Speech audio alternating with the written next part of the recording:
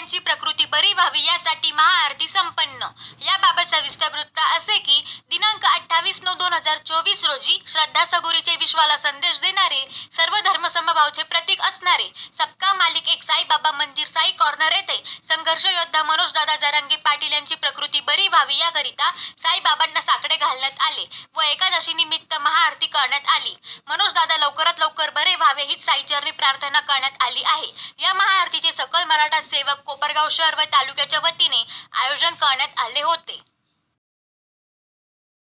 धर्म समभाव सबका मालिक एक जगाला संदेश देणारे श्री सच्चिदानंद साईनाथ महाराज यांच्या चरणी आज माननीय मनोज दादा जरांगे पाटील यांची तब्येत बरी व्हावी यासाठी सकल मराठा समाज कोपरगाव शहर तालुक्याच्या वतीने साईचरणी दादांची तब्येत बरी व्हावी याकरता आम्ही साकडं घालण्यात आलेलं आहे। तरी साईचरणी एवढीच प्रार्थना आहे की आमच्या दादांची तब्येत लवकरात लवकर बरी व्हावी।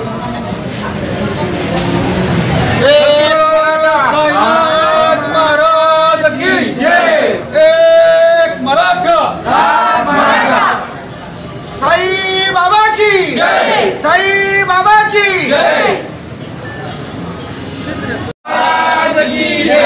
साई बाबा की जय, साई बाबा की जय।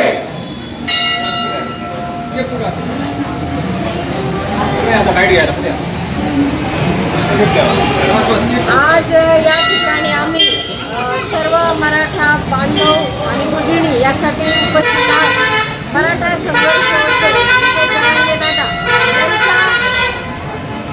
प्रकृतीसाठी त्यांची तब्येत चांगली व्हावी यासाठी आज आम्ही साईबाबांच्या चरणी साकडं घालत आहोत।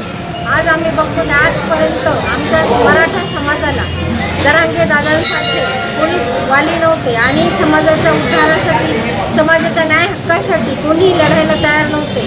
परंतु आज आपण बघतो की शारीरिक परिस्थिती इतकी हालाकीची असताना जरांगे दादांची आर्थिक परिस्थिती इतकी हालाकीची असताना आज आम्हा मराठ्यांच्या लेकरा बाळासाठी जीवाचं रान आज अनेक महिन्यांपासून आमचे बंधू जरांगे दादा हे करत आहेत। आज आपण बघतो की अनेक मराठी राजकीय पुढारी आहेत परंतु ते आपल्या स्वार्थासाठी आपल्या मतांच्या राजकारणासाठी समाजामध्ये इतरांचं लालू चांगल करताना आपल्याला दिसत आहेत व मराठा समाजासाठी आज ते पुढे येत नाहीये व आमचा जो मराठा संघर्ष होता आमचे दादा आहेत जरांगे भाऊ यांच्या पाठीशी ते उभे राहायला तयार नाही तरी आमचा हा मराठ्यांचा ठाण्याभाग हरत नाहीये आणि पुन्हा त्यांनी यावेळेस उपोषण केलेले आणि त्या दरम्यान त्यांची प्रकृती अतिशय खालावलेली आहे। मी तर या ठिकाणी त्यांची भगिनी म्हणून आज साईबाबांना हेच मागणं मागते की माझं आयुष्य माझ्या दादाला लाभू दे, कारण आज स्वतःच्या लेकरा बाळांसाठी स्वतःच्या परिवारासाठी सगळेच लढायला तयार असतात पण समाजासाठी लढायला